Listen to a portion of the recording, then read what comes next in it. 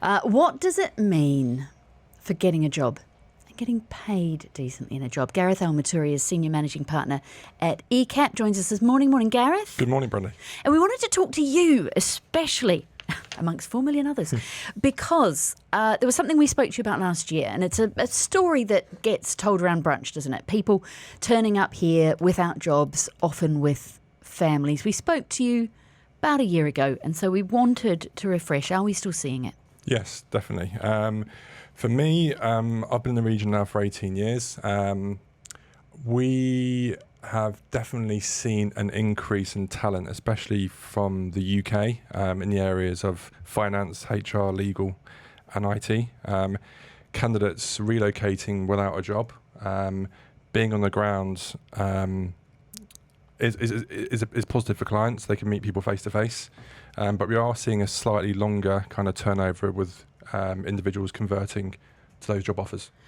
Okay, so let's break that down, because I have questions. Okay. Are you saying it's taking them longer to find a job? Yes, it is. Have you got any rough averages, what it might have been, what it is? I realise industries differ. I would say the more senior the candidate, I've spoken to candidates who have taken 3 to 4 months to identify an opportunity. Candidates at a more junior level, I would say entry point in the finance and accounting, so newly qualified, we are placing some of these candidates within 2 to 3 weeks. So the higher up the tree you are, the longer it's taking. It is, yes. What's happening on the other end in terms of the recruitment cycle from the employer side? Is it just volumes of CVs, of people they're getting through? It's a highly competitive market at the moment. We are seeing more applicants per job. So that is potentially slowing down the cycle. Going back maybe pre-COVID, we would turn around roles within kind of 3 to 4 weeks.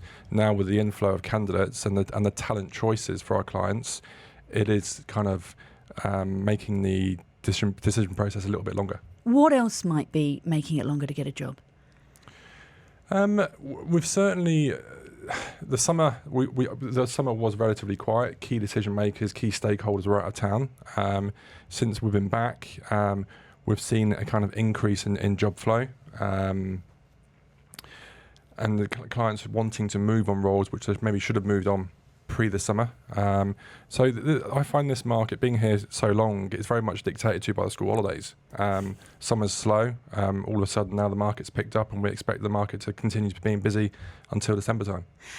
Are employers hiring? Are we seeing the rate of job creation that you would expect with the way the economy's going and the amount of people moving in? I would say we are seeing significant job creation, new companies formation, companies expanding, not only in the UAE but also across the GCC. So yeah, we are seeing job creation, but we are also seeing replacement roles.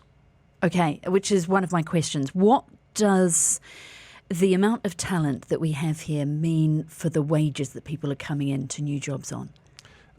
Salaries are flat in my eyes. For me, we haven't really seen so let's go back. We have seen an increase in salaries for in-demand jobs, in-demand skill sets.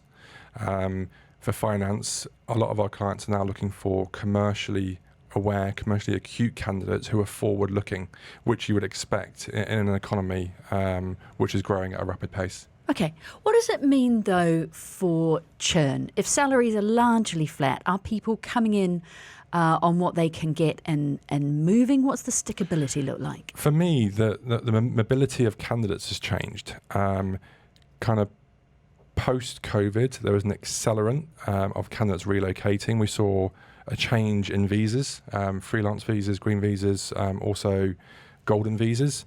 So that's made candidates are moving here without jobs and securing roles maybe 20-30% below market rate. We are seeing a churn of those. We are seeing some churn of those candidates. Once they've got that Middle East experience, they are looking to move on. To greater jobs and greater salaries. What do employers want? Do they want people with experience, or do they want newer, cheaper talent? For me, a more junior to mid-level, candidates coming from Europe who can bring best practice, especially in the accounting in the world. Clients are willing to take those candidates at a cheaper salary. Candidates with the UAE experience, Middle East experience, are going to demand higher salaries. What are you telling the people who move here? I've got a minute left with you about how much it costs to live here. Is that changing as well? Again, that's very difficult for me. It depends if you're relocating as a single individual or as a family. But we are informing candidates that it is a highly, highly competitive market. But candidates are wanting to take that kind of risk to identify an opportunity here. We are seeing significant growth, and that can't be said for other places in Europe. So candidates are willing to take that risk. Gareth El Mettouri, Senior Managing Partner at ecap, talking to us this morning about our 4 million residents and how many of them have come here without a job. Thank you very much for your time. Thank you.